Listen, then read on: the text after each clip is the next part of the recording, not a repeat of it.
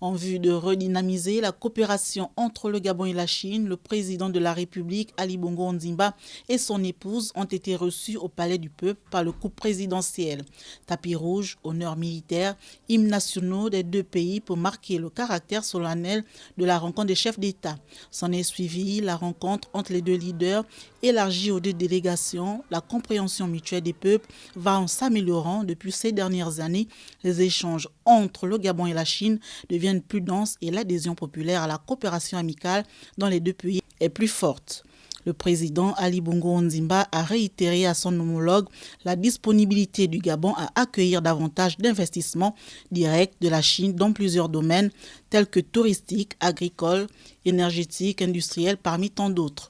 La présente visite d'État que j'effectue dans votre beau pays témoigne de l'amitié sincère, de la confiance et de l'estime mutuelle qui caractérise les relations d'amitié et de coopération qui existent si heureusement entre le Gabon et la Chine et nos deux peuples depuis près de 5 décennies. Je me félicite d'ores et déjà de la célébration l'année prochaine du cinquantenaire de l'établissement de nos relations diplomatiques entre la République gabonaise et la République populaire de Chine, que mon pays entend célébrer avec force et éclat.